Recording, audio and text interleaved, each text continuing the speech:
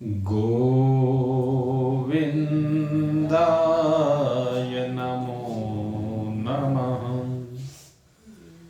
श्रीकृष्णाय नमो नमः। नारायणाय नमोस्तुते।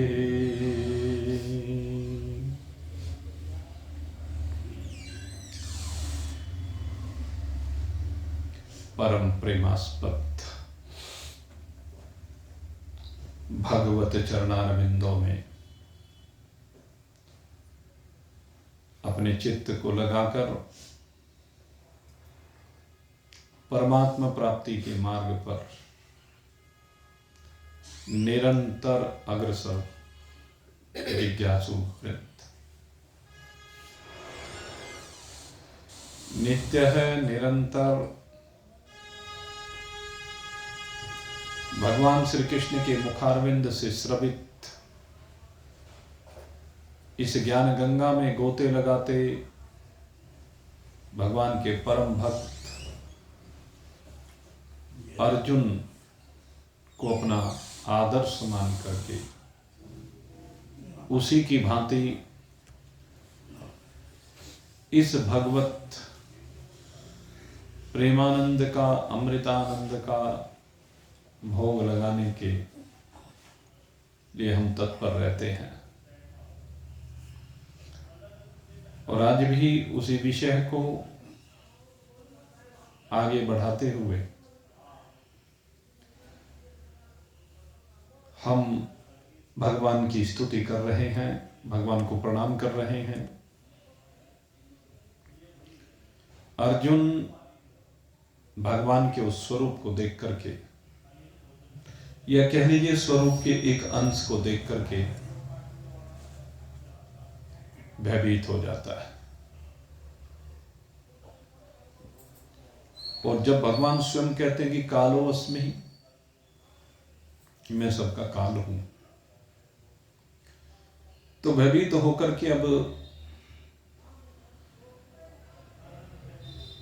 अर्जुन परेशान हुआ खड़ा हुआ है। तो संजय धृतराष्ट्र से कहते हैं कि हे प्रभु,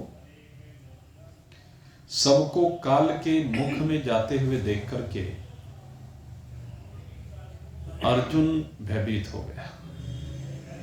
देखा कि भगवान काल बन करके सबको चबा रहे हैं, कोई भी शेष नहीं बच पा रहा है। ऐसे दृश्य को देखकर जब वो भयभीत हुए, संजय भयभीत नहीं हुआ, क्योंकि संजय भगवान के स्वरूप को जानता है, संजय भगवान की वास्तविकता को जानता है, संजय ने भगवान को तत्व से अनुभूत कर लिया है, इसलिए संजय भयभीत नहीं होता है। लेकिन अभी अर्जुन जिज्ञासु है। जिज्ञासु और ज्ञानी में अंतर होता है। जिज्ञासु अभी जानने की इच्छा वाला है, जिज्ञासु अभी भगवान की ओर बढ़ रहा है, और ज्ञानी भगवान को प्राप्त कर चुका है। तो जो भगवान को प्राप्त कर लेता है सो अमृत तत्वाय कल्पते, उसे तो अमृत तत्व मिल गया है। और जो अमृत तत्व को प्राप्त कर लेता है फिर वो भयभीत हो तो किससे हो, क्योंकि उसको पता है मेरी मृत्यु है ही नहीं, मेरे में मृत्यु की कल्पना है ही नहीं। मृत्यु शरीरों की होती है और शरीर में हूं नहीं, शरीर तो कुछ समय के लिए मुझे वाहन के रूप में मिला है। इसलिए संजय भयभीत नहीं है। भयभीत अर्जुन को देख करके वो धृतराष्ट्र को कहता है।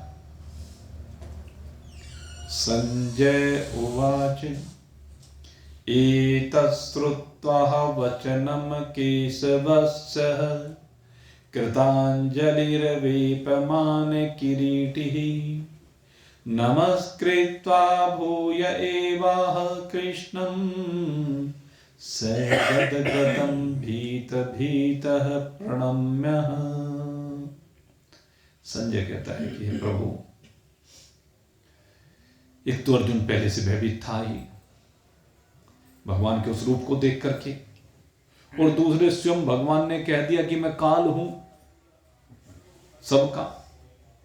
एक तो पहले से भयभीत, ऊपर भगवान ने अपने आप को काल रूप से जब कहा, और सबको खाने के लिए इस समय तत्पर हूं, किसी को छोड़ने वाला नहीं हूं। जब ऐसा देखा अर्जुन ने, तो संजय कहते हैं कि उस समय अर्जुन कांपने लगा, और कांपते हुए वो किरीटधारी अर्जुन, कहते हैं ये किरीटधारी क्यों कहा गया इसको? वैसे तो किरीट कुंडल आप जानते हैं ये भगवान के आभूषण है, मुकुट को बोलते हैं, ये भगवान के आभूषण है। किरीटिनम गदिनम चक्रनम, आता है ना भगवान का रूप कि भगवान के शीश पर बड़ा दिव्य मुकुट है। भगवान ने सुंदर सुंदर कुंडल धारण किए हुए हैं, हाथ में चक्र है, गदा है, शंख है, पद्म है। लेकिन ये किरीट न, ये मुकुट अर्जुन को भी बड़ा दिव्य मुकुट मिला हुआ है। अर्जुन जब स्वर्ग में गया था तो वहां स्वर्ग में इंद्र ने प्रसन्न होकर के अर्जुन को ये मुकुट प्रदान किया था। तो यहां पर इसीलिए किरीटी शब्द का प्रयोग संजय ने किया है कि वो एक दिव्य मुकुट जो अर्जुन ने धारण किया हुआ था उसे किरीटी कहकर के संबोधित किया गया। किरीट को धारण करने वाला किरीटी, अर्जुन का एक नाम दिया यहां पर संजय ने, किरीटी। तो कहते लेकिन वो भी भय से कांप रहा है, और कांप कर अब उसने क्या किया है कि ले हाथ जोड़ करके, कांपते हुए अब हाथ जोड़ दिया भगवान के सामने, भयभीत होते हुए। वाणी उसकी गदगद हो गई, और गदगद वाणी के साथ उसने अब भगवान से कहा। अब इस समय करे क्या, भी पूरा स्वरूप देख नहीं पाया, या आगे कह लो आगे उसके स्वरूप देखने की हिम्मत ही नहीं हुई। भगवान का जो विराट स्वरूप का दर्शन कर रहा है अर्जुन, उस विराट स्वरूप को आगे देखने की मुझे लगता है कि शायद हिम्मत ही नहीं हुई आगे। क्योंकि जब पहले वो दिव्य स्वरूप को देखता है, भगवान के अलौकिक स्वरूप को देखता है, हर्षित हो रहा है, और जब इस विकराल भयानक स्वरूप को देखा तो इस स्वरूप को देखते ही अर्जुन भय से कांपने लगा। इसलिए आगे की बात तो बोलिए, कुछ कहना चाह रहे हैं क्या? दो प्रश्न पैदा हो रहे, हालांकि इससे हटके है जरा से। एक तो जो पांडवों ने अर्जुन की आखिरी स्थिति में अर्जुन ने क्या किया, बोलो दूसरा। और दूसरा है कि एक तो ज्ञानी होता है, आपने बताया अभी, एक जिज्ञासु है, मुमुक्षु है। तो यदि ईश्वर के सामने जाओगे, दोनों भगवान के सामने गए, तो मुमुक्षु क्या मांगेगा और ज्ञानी क्या मांगेगा? दो प्रश्न यहाँ पर आपके सामने रखे गए हैं। एक तो अर्जुन की अंतिम स्थिति क्या थी, एक प्रश्न तो ये है, और दूसरा प्रश्न अगर भगवान के सन्मुख ज्ञानी भी हो और एक जिज्ञासु भी हो तो दोनों के भाव क्या होंगे। मांगना ना मांगना तो अलग विषय है। तो जहां तक बात जिज्ञासु की है, देखिए जिज्ञासु भगवान से सदा एक ही बात कहता है कि मुझे मेरे आत्मस्वरूप का बोध करा दीजिए। भक्त तो कहेगा प्रभु मैं आपको पाना चाहता हूं, आपके संग में रहना चाहता हूं, आपके लोक में जाना चाहता हूं। भक्त की स्थिति तो ये होगी। लेकिन जिज्ञासु भक्त से ऊपर की स्थिति में होता है। जिज्ञासु जो परमात्मा को जानने की इच्छा लेकर के आगे बढ़ रहा है, तो उसकी इच्छा यही होती है कि भगवान मुझे अपने स्वरूप का उपदेश दे दीजिए। जिज्ञासु की स्थिति तो यह है। और जहां तक ज्ञानी की बात है, ज्ञानी तो भगवान का स्वरूप ही है। आपने पीछे जब 4 प्रकार के भक्तों की चर्चा हुई थी उसमें इस बात का वर्णन किया है। भगवान ने स्वयं कहा है कि मुझे सबसे अधिक जिज्ञासु प्रिय है। और उसके बाद कहा कि ज्ञानी की जहाँ तक मैं बात करूँ वो मेरा अपना स्वरूप है। तो जिसने परमात्मा को अपने स्वरूप से अपना ही स्वरूप मान लिया है, अपने आप में और परमात्मा में कोई अंतर नहीं समझ रहा है, तो परमात्मा को देखकर भी उसके मन में कोई उस तरह का भाव नहीं आता है कि मैं इनसे कुछ मांगूं, कुछ कहूं। वो प्रेम से संयुक्त होकर के दोनों के आपस में कोई चर्चा हो, वो अलग बात है, होती रहती है। जब कोई भगवान सामने आते हैं या सदगुरु सामने आते हैं तो चर्चा होना स्वाभाविक है, लेकिन उनकी मांगने वाली कोई बात नहीं होती। और तीसरी बात आपकी जो है वो है अर्जुन की अंतिम स्थिति को लेकर के। देखिए, जहां तक अर्जुन की अंतिम स्थिति की बात है, यहां पर दो प्रकार के भाव आते हैं। एक भाव तो ये है कि ज्ञान को हम ग्रहण तो कर लेते हैं और ग्रहण करने के बाद भी पूर्णतः उसको जीवन में नहीं उतार पाते, अपने स्वरूप की अनुभूति नहीं कर पाते हैं। जब हम अपने स्वरूप की अनुभूति नहीं कर पाते हैं तो फिर वहां पर अधूरापन रह जाता है। अर्जुन की जहां तक बात आती है तो अर्जुन की स्थिति में यह है कि जब वो यहां से स्वर्गारोहण के लिए गए तो अर्जुन रास्ते में शरीर उसका वहीं छूट गया और उसके बाद वर्णन आता है कि वो स्वर्ग लोक को गए। अर्जुन की जो, अगर इस पुराण के आधार पर हम चिंतन करें तो अर्जुन को स्वर्ग लोक की प्राप्ति हुई, और उसके पीछे एक कारण और भी था। अर्जुन आया भी स्वर्ग से ही है। अर्जुन स्वर्ग से ही आया है, देव योनि से, और स्वर्ग में ही पुनः लौट करके यहां अपनी भूमिका का निर्वहन करके चला गया है। अब एक विषय आता है कि श्रीमद् भगवद गीता का ज्ञान, श्रीमद् भगवद गीता का ज्ञानामृत पान करने के बाद भी वो स्वर्ग क्यों गया, ये एक बड़ा विकट प्रश्न है। अब इसके संदर्भ में विभिन्न मनीषियों के अपने अपने मत होते हैं। जहां तक हम 18वें अध्याय में जब अंत में गीता जी का ज्ञान भगवान परिपूर्ण करते हैं तो उस समय कहते हैं नष्टो मोह स्मृति लब्धवा। अर्जुन ने कहा, यही बात परीक्षित ने भी कही थी श्रीमद् भागवत में कि मेरा मोह नष्ट हो गया है। कौन सा मोह नष्ट हुआ है? कहते हैं जो उस परिवार में आसक्ति थी कि ये मेरे अपने हैं, स्मृति लब्धवा, मुझे स्मृति प्राप्त हो गई है। अब इस चीज को देखो तो स्मृति प्राप्त होने का मतलब है कि अपने स्वरूप को प्राप्त कर लिया, अपने स्वरूप को समझ लिया। तो अब यहां अर्जुन की गति को लेकर के अगर हम दोनों बातों को देखें तो स्पष्ट स्थिति शास्त्र में प्रकट नहीं की गई है, या ये कह लीजिए शास्त्र ने प्रकट की है और हम समझ नहीं पाए हैं। हम दोनों ही बात करें तो दोनों ही बातें संभव हैं, इसलिए उसकी गति के संदर्भ में पूरी तरह से व्याख्या नहीं की जा सकती। वो बीच में है मामला, स्वर्ग की भी बात है और गीता जी की बात को देखें तो अपने स्वरूप की उपलब्धि की भी बात है।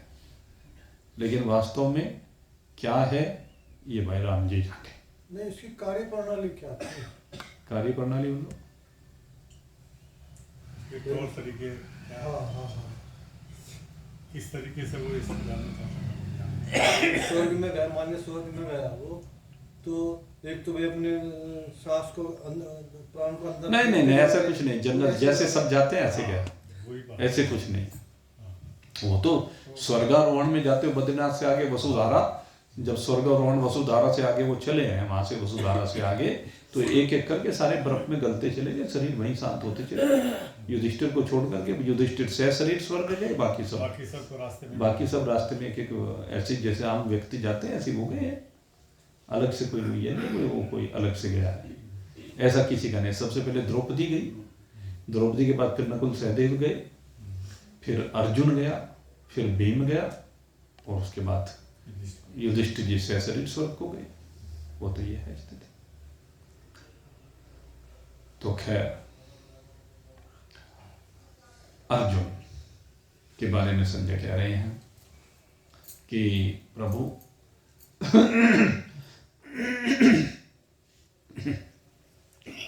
कि अर्जुन भयभीत, वाणी गदगद, और आखिर में हाथ जोड़ करके भगवान को प्रणाम करता है। और प्रणाम करते हुए अब यहां से अर्जुन भगवान की स्तुति प्रारंभ करता है। और भगवान की स्तुति करते हुए अब कुछ श्लोकों में यहां पर भगवान की स्तुति अर्जुन के द्वारा की गई, जिसमें भगवान की महिमा का वर्णन आता है। भगवान के संदर्भ में क्या उसने अब तक समझा है, क्या वो अनुभूत कर पाया है, तो वो सब बातें अब यहां से अर्जुन कहना प्रारंभ करता है। सबसे पहले अर्जुन कहता है, अर्जुन उवाच स्थाने हृषिकेशतौ परकीर्तयः जगत प्रहस्यात्यनुरज्यते च रक्षांसि भीतानि दिशो द्रवन्ति सर्वे नमस्यन्ति च सिद्धसङ्घा। अर्जुन कहता है, ऋषिकेश, ऋषिकेश जो भगवान का नाम पड़ा है, ऋषिकेश कहते हैं इंद्रियों के स्वामी को, इंद्रियों के ईश्वर को, इंद्रियों के अधिपति को। हे प्रभु, हे समस्त इंद्रियों के स्वामी। समस्त इंद्रियों के स्वामी कहने से एक भाव यह भी है कि जो हमारी इंद्रियां हैं, जो इनको शक्ति प्रदान करता है, जो इन इंद्रियों में कार्य करने की क्षमता प्रदान करता है, ऐसे भगवान को ऋषिकेश कहा। कहते हैं, प्रभु आपके नाम का, आपके गुणों का, आपकी लीलाओं का पर कीर्तया, पर कीर्त्या में यानी कीर्तन करना। अब कीर्तन जो होता है उसमें तीन ही बातें आती हैं। मुख्य रूप से तो भगवान के नाम के माध्यम से हम भगवान का कीर्तन करते हैं। भगवान के अनेक नाम हैं, जो भी हमें अच्छा लगता है, प्रिय लगे, या कह लीजिए जिसके माध्यम से मन रम जाए। बात यह है ना, रमने की बात है। जैसे शंकर भगवान है, उनका मन राम में रमा है, उनको राम का नाम सुखदाई लगता है। तो किसी को राम जी सुखदाई लगते हैं, कृष्ण को, किसी को भगवान कृष्ण सुखदाई लगते हैं, किसी को शंकर भगवान सुखदाई लगते हैं। जिसको जो भी सुखदाई लगे, जिसको जो भी अनुकूल पड़े, जिसमें भी आस्था निष्ठा बन जाए, बात है ना। और वो आस्था निष्ठा बनती कैसे है? आस्था और निष्ठा जो बनती है, कहते हैं भगवान के गुणों को देख करके। जब हम भगवान के गुणों का अवलोकन करते हैं ना, और भगवान के गुणों का अवलोकन कैसे किया, उसकी कृपा से हम उसको अनुभूत करते हैं। हमारी जो रोज की दिनचर्या है, जब हम उस दिनचर्या के ऊपर नजर डाल करके देखते हैं और उसमें भगवान की कृपा को अनुभूत करते हैं, देखते हैं कि भगवान किस प्रकार से रोज हमारे ऊपर कृपा कर रहे हैं, कैसे अनुग्रह कर रहे हैं भगवान, किस प्रकार से हमारे भोजन पानी का प्रबंध कर रहे हैं, वस्त्रों का प्रबंध कर रहे हैं, व्यापार का प्रबंध कर रहे हैं, सब चीज का जो प्रबंध है भगवान कर रहे हैं। तो भगवान की उस कृपा को जब देखते हैं, तो यह हमारे अंदर अहंकार रहता है कि मैं करता हूं। जब तक हम अपने आप को कर्ता मानते रहते हैं, हमारे अंदर अहंकार आ जाता है। लेकिन जब भगवान को कर्ता मान लिया जाता है कि भगवान करने वाले हैं, हम भगवान के आश्रित हैं, भगवान हमारा कितना ख्याल रख रहे हैं, भगवान ने हमें जो भी कुछ किया है, सब कुछ भगवान ने ही हमें प्रदान किया है। तो इस प्रकार से जब हम भगवान को कर्ता रूप से मानते हैं, तो उस समय हमें भगवान के गुण दिखाई देते हैं, भगवान की महिमा दिखाई देती है, भगवान की विशेषता दिखाई देती है। और दूसरे, भगवान ने समय समय पर आकर के जो लीलाएं यहाँ पर की हैं, समय समय पर आकर के भगवान लीला करते हैं, और भगवान की जो लीलाएं हैं वे बड़ी अद्भुत होती हैं। उनमें बहुत से लोग मोहित भी हो जाते हैं, लेकिन भक्त उन सब लीलाओं में आनंद लेता है। अब जैसे वनवास की लीला हुई और वनवास की लीला में सती मोहित हो गई। सती ने जब भगवान को देखा रुदन करते उस वन में डाली डाली पत्ते पत्ते से पूछ रहे हैं कि तुमने क्या मेरी सीता जी को देखा? हे पक्षियों, देखा, क्या तुमने मेरी सीता जी को देखा है? तो वो भगवान की लीला अद्भुत लीला है। और भगवान यही संदेश देते हैं, सबको ही संदेश दे रहे हैं। कहते हैं भाई संसार में जैसी परिस्थिति आई उस परिस्थिति में जैसा अभिनय करना चाहिए वो अभिनय जरूर करना चाहिए। जब हंसने का अवसर हो तो हंस दीजिए, रोने का अवसर है तो रो दीजिए। अब किसी के यहां मान लीजिए कोई प्राणी चला जाए, उस प्राणी के जाने पर वहां भी हम जाकर के हंसी मजाक करने लगे तो कैसा लगेगा? कहते वहां पर दुखद परिस्थितियां हैं, विपरीत परिस्थितियां हैं, तो उन परिस्थितियों में हमें संवेदना प्रकट करनी चाहिए, दुख प्रकट करना चाहिए। और कहीं किसी के यहां विवाह शादी हो रही है और वहां मरने जीने की बात करने लगे तो क्या होगा? उल्टा हो जाएगा। तो कहते हैं वहां हंसने वालों के साथ हंस दीजिए, वहां बैंड बज रहा है, सब नाच रहे हैं, तुम भी नाच दीजिए, क्या फर्क पड़ता है? कहते हैं जीवन की यात्रा का शरीर से भी आनंद लेना चाहिए। ये शरीर भगवान ने जो दिया है, जैसी परिस्थिति में जैसा होना चाहिए वैसा ही कर देना चाहिए। ये ज्ञानी का भी धर्म है। जहां भी जाए, जिस समाज में जाए, जिस देश में जाए, जिस काल में जाए, जिन परिस्थितियों में जाए, उन सब में वैसा ही कर देना चाहिए। तो भगवान की लीलाएं ऐसी ही हैं। कहने लगे ये भगवान है और इनको ये पता नहीं सीता कहां है। ये सीता को ढूंढते फिर रहे। जो भगवान है वो तो व्यापक है, हरि व्यापक सर्वत्र समान। हरि तो सर्वत्र समान रूप से विराजमान है। फिर क्या इनको नहीं पता कि सीता जी कहां है? ये किनसे पूछ रहे हैं कि रावण ने हर के ले गया? इनको पता नहीं है। वो भगवान की लीला में बाधा बनना है। भगवान कहते हैं कि श्रेष्ठ व्यक्ति को भी समाज में जब रहता है तो समाज के अनुकूल व्यवहार करना चाहिए। यत् यत् चरति श्रेष्ठ है तत्तते वितर्जना सयत् प्रमाणम कुरुते लोकस्तदनुवर्तते। लोक में वही है, लेकिन कुछ लोग अपनी मानसिकता को अलग तरह की बना लेते हैं और अलग तरह की मानसिकता को बना करके अलग तरह के व्यवहार करते हैं। और वो व्यवहार किसी को पसंद आए या ना आए, उन्हें इस बात से कोई लेना देना नहीं होता। लेकिन जबकि कहा है समाज में आपका व्यवहार ऐसा होना चाहिए जो समाज के लिए उपयुक्त हो। अपना मनमाना व्यवहार नहीं होना चाहिए। सिद्धांत आपके होते हैं वो अपनी जगह पर हैं, लेकिन जब समाज में बैठते हैं तो समाज में समाज के तरीके से बैठना चाहिए। भगवान यही संदेश देते हैं। भगवान ग्वाल बालों में खेलते हैं, माखन की चोरी करते हैं, छाछ की मटकियां फोड़ देते हैं। ग्वालिनी मटकियां लेकर जाती हैं, वो फोड़ देते हैं।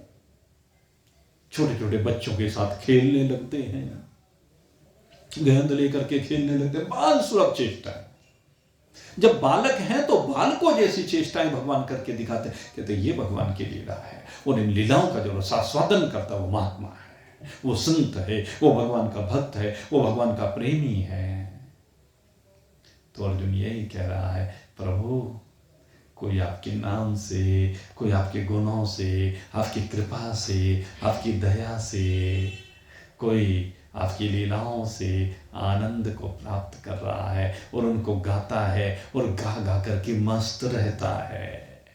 मेरे मित्रों, जब आप संसार में रह रहे हैं, रोज जीवन की यात्रा कर रहे हैं, तो भगवान की लीलाओं में आनंद लीजिए। जब भी आपके पास समय, जिस समय आप अपना घर का काम कर रहे हैं, व्यक्तिगत काम कर रहे हैं या कुछ समाज का कार्य कर रहे हैं, उस समय उनमें आनंद लीजिए, उनमें भगवान की कृपा देखिए, उनमें देखिए कि ये सब भगवान मेरे से कितने अच्छे अच्छे काम करा रहा है शरीर को माध्यम बना करके।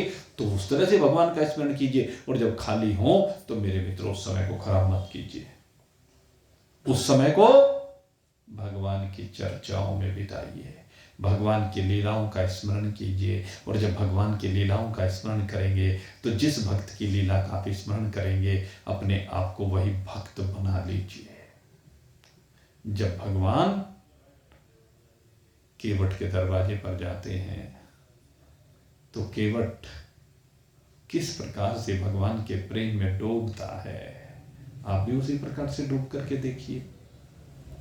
जब केवट के ऊपर भगवान ने कृपा की, गंगा का घाट तो सब जगह है, आपके हृदय में ही गंगा बह रही है, उसी को गंगा जी का घाट बना लीजिए और अपनी इस शरीर को नैया बना लीजिए और इस शरीर की नैया में आप भगवान को विराजित कीजिए और इंद्रियों के चप्पू लगा करके स्वयं इसके बुद्धि रूपी मल्लाहा बन जाइए और इससे उस भव सागर में इस नाव को खेइए जिसमें भगवान बैठे हुए हैं। भगवान के साथ का आनंद लीजिए, नाव को आगे बढ़ाते जाइए और उस पार हो जाइए। डूबने की बात है, आप इस लीला में घंटों डूब सकते हैं, कई घंटे डूब सकते हैं, उसमें मदमस्त हो सकते हैं। डूबना सीखिए, सबरी के प्रेम को अनुभूत कीजिए, विदुरानी के प्रेम को अनुभूत कीजिए, किस प्रकार से वो भगवान का स्मरण करते हैं कि भगवान दौड़े दौड़े चले जाते हैं। दुर्योधन के मेवा त्यागे, दुर्योधन के मेवा त्यागे, साग विदुर खाराय। साग विदुर के घर पे जाके खाते हैं, मेवा त्याग दिए। क्यों? कहने लगे भूख तो लगी है। भगवान दुर्योधन से कहते हैं, दुर्योधन भूख तो लगी है लेकिन तेरे मेवे नहीं खाने हैं, क्योंकि तेरे मेवे में प्रेम नहीं है, तेरे मेवों में प्रेम नहीं है। प्रेम कहाँ है? विदुरानी के उन छिलकों में है, इसलिए मैं जा रहा हूं। भूख लगी तो उठ कर भागे, भूख लगी तो उठकर भाग लिए भगवान। दुर्योधन के मेवा त्यागे, भूख लगी तो उठ कर भागी, साग विदुर घर खाराय, श्रीमन्नारायण नारायण नारायण, भजमन नारायण नारायण नारायण, श्रीमन्नारायण नारायण नारायण, भजमन नारायण नारायण नारायण। नारायण का जाप कीजिए, नारायण की महिमाओं का आनंद लीजिए। ये है तो अर्जुन कहता है, अब भगवान का कीर्तन ही कर रहा है अर्जुन, भगवान को नमस्कार कर रहा है बार बार। कहते हैं प्रभु मुझे अब ये लग रहा है कि ये सारा जगत है, कहते हैं ये सारा का सारा जगत है, जगत प्रश्यति ही, ये सारा जगत हर्षित हो रहा। एक तरफ तो भयभीत हो रहा था, लेकिन यहां पर हर्षित होने की बात कर दी। वो पुराना स्मरण हुआ है, कहते आपके अनुराग को, आपके प्रेम को, आपकी कृपा को प्राप्त होकर के, कहते आपके नाम का, गुणों का, लीलाओं का कीर्तन करके, कहते हैं प्रभु आपकी ओर आकर्षित हो रहा है। और कहते हैं भयभीत होकर के जो राक्षस लोग हैं, दोनों का वर्णन कर दिया। एक और भक्तों का वर्णन किया। भक्त तो क्या कर रहे हैं? भगवान के नाम, गुण और लीलाओं का कीर्तन कर रहे हैं, उनका स्मरण कर रहे हैं, उनको याद कर रहे हैं, उनके प्रेम में डूबे हुए हैं। लेकिन कहते हैं कि राक्षस लोग हैं, जो राक्षस लोग हैं, रक्षांसि भीतानि दिशो द्रवन्ति। अब राक्षस क्या है? कहते हैं भाग रहे हैं, आपके रूप को देख करके, देख रहे हैं कि काल आ रहा है और काल को देख करके सब दिशाओं में भागते हुए जा रहे हैं। कहते हैं वो भयभीत होकर दौड़ रहे हैं। और जो भक्त लोग हैं, जो सिद्ध लोग हैं, कहते हैं वो आपको नमस्कार कर रहे हैं। और कहते हैं ये सब बात तो होनी उचित ही है, वे भक्तों को तो हर्ष होगा, और जो दुष्ट हैं, राक्षस हैं, उनको तो दुखी होगा, पीड़ा होगी, कष्ट होगी। क्यों? क्योंकि आप काल रूप में दिखते हैं। एक प्रसंग आता है, कहते जिस समय भगवान श्री कृष्ण कंस के बुलावे पर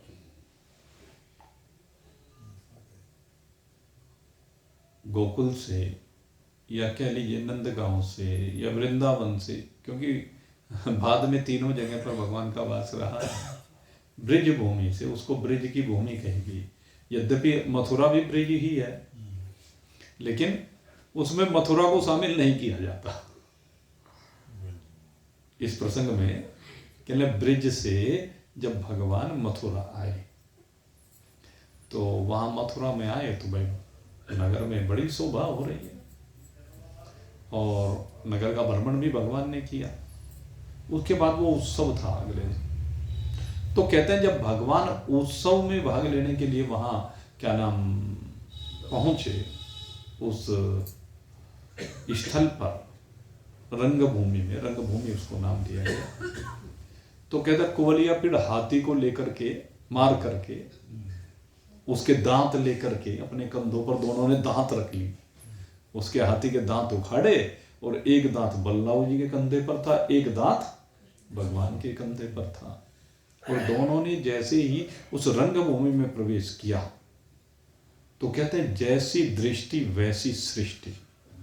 एक ही भगवान, वहां पर भगवान का जो अवलोकन किया, कहते सबने अलग अलग रूप में भगवान का अवलोकन किया। भगवान के स्वरूप को सब भिन्न भिन्न प्रकार से देख रहे हैं। कहते जैसे ही भगवान ने प्रवेश किया, कहते हैं जो वहां पर सात्विक व्यक्ति थे, जिनका भगवान में प्रेम था, भले ही भय के कारण से कंस के कुछ ना कह पाते हों, लेकिन जैसे भगवान को उन्होंने देखा नहीं, तो कहते हैं माताएं उनको अपने बालक के रूप में देखती हैं कि तो हमारा छोटा सा बालक, काश ये बालक हमारा हो, हमारी गोद में ये विराजमान हो, हम इसको अपना दुग्ध पान कराएं। ऐसे भाव वहां पर जो माताएं थी उनके भाव बनते चले गए। वो उनको अपने बालक के रूप में देख रही है। कहते हैं जो बड़े बूढ़े उनको आशीर्वाद दे रहे हैं, जो देव प्रकृति के हैं, उन देव प्रकृति के भक्तों ने जब उनको देखा तो उन्हें कंधे पर वो दांत रखे हुए नहीं दिखाई दिए, बल्कि उन्होंने तो उन सबको अपने इष्ट देव दिखाई देने लगे। भगवान में वो अपने अपने इष्ट देव को देख रहे हैं। वहां पर जो भी भक्त लोग हैं, किसी को भगवान नारायण का स्वरूप दिखाई दे रहा है, किसी को भगवान सदाशिव का स्वरूप दिखाई दे रहा है, जिसको जो भी इष्ट है वही दिखाई दे रहा है। और कहते हैं जो वहां पर योद्धा थे, वीर थे, लेकिन द्वेष नहीं रखते थे। अब योद्धा तो योद्धा है, कहने लगे योद्धाओं को बहुत बलवान योद्धा के रूप में भगवान दिखाई देते हैं। और कहते हैं योद्धा तो थे, लेकिन थे आसुरी प्रकृति के, जो कंस के मित्रगण थे। कहते उनको भगवान साक्षात काल के रूप में दिखाई दिए। तो जो भी जाकी रही भावना जैसी, ये जो कहा है गोस्वामी जी महाराज, ये इसके दर्शन यहां पर हो रहे हैं, यहां भी हुए हैं। और जिस समय भगवान श्री राम जनकपुरी के भ्रमण पर निकले, तो वहां भी ऐसा ही हुआ था, लेकिन वहां पर कोई द्वेष करने वाला नहीं था, वहां पर सब प्रेमी ही प्रेमी थे। तो उन प्रेमियों की भी सबकी अपनी अपनी भावना है। जाकी रही भावना जैसी, प्रभु मूरत तिन देखिय तैसी। जाकी रही भावना जैसी, प्रभु मूरत तिन देखहि तैसी।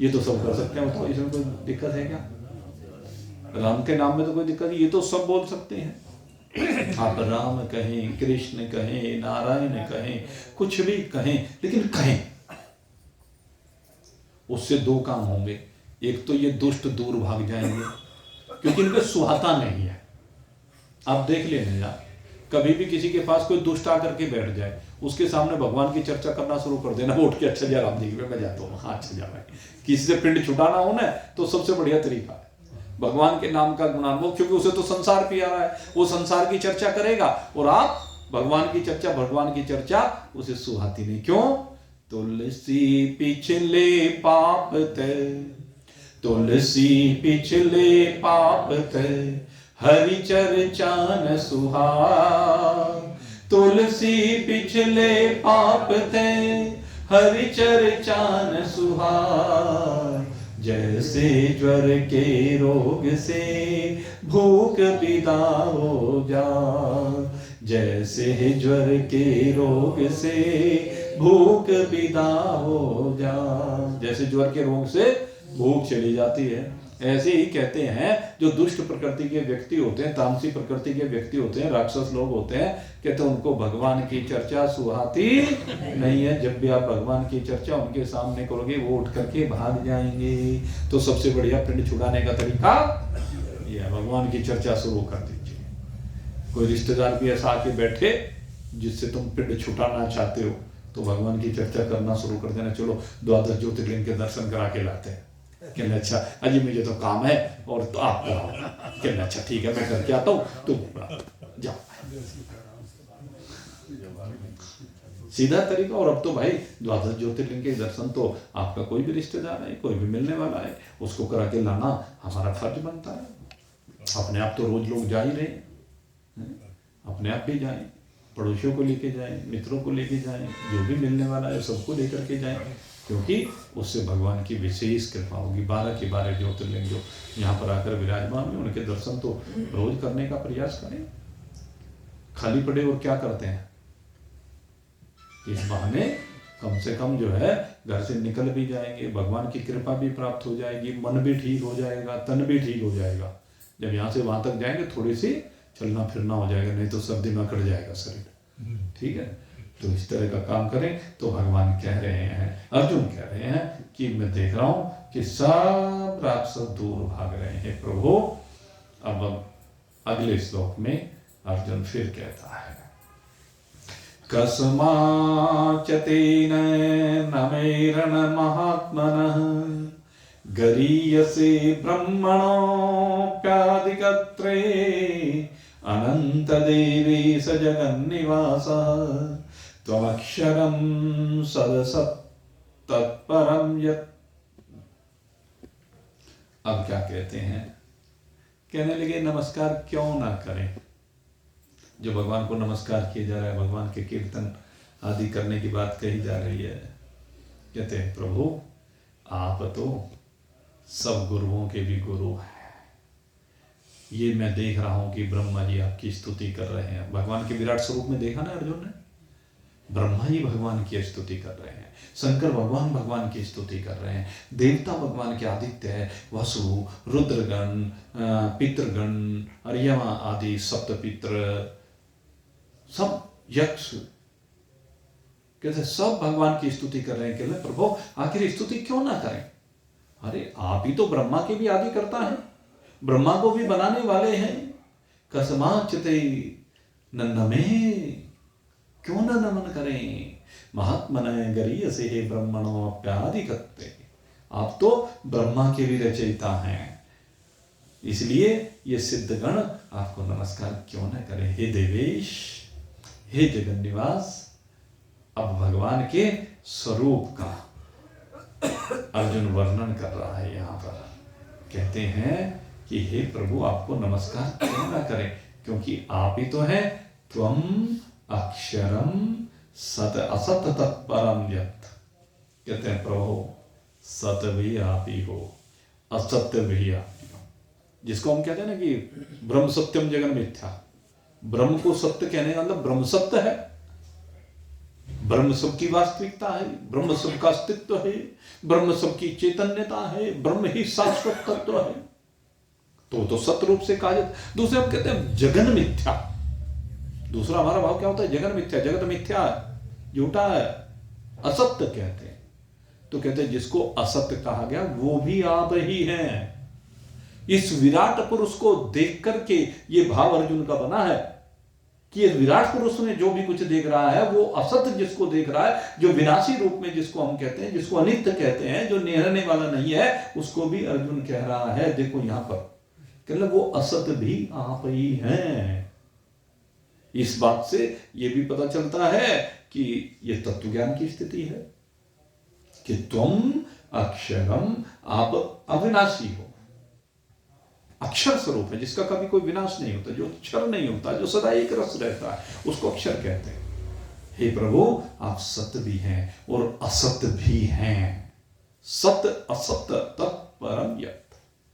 आप सत्य रूप से और असत्य रूप से जो भी कुछ कहा गया है वो सब आप ही हैं और आपसे भिन्न कुछ भी नहीं है। आपसे भिन्न है ही नहीं कुछ। जो भी कुछ है सब कुछ आप में समाया हुआ है, आपका ही स्वरूप है। आपसे विलग न कुछ था, न कुछ है, न कुछ होगा। हम आपके स्वरूप को बारंबार नमन करते हैं। तो इस प्रकार से अर्जुन यहां से भगवान की स्तुति कर रहा है और स्तुति करते हुए आगे फिर से अर्जुन कहता है, और जो कह रहा है अर्जुन इसकी व्याख्या आपके सामने अब कल करेंगे। 38वां श्लोक अब 11वें अध्याय का कल आपके सामने यहाँ से प्रारंभ करेंगे, जैसा भगवत इच्छा होगी। आगे आप सबके लिए बहुत बहुत शुभकामना करते हैं और यहीं पर आज के सत्संग को विश्राम दे रहे हैं। बोलिए सच्चिदानंद भगवान की।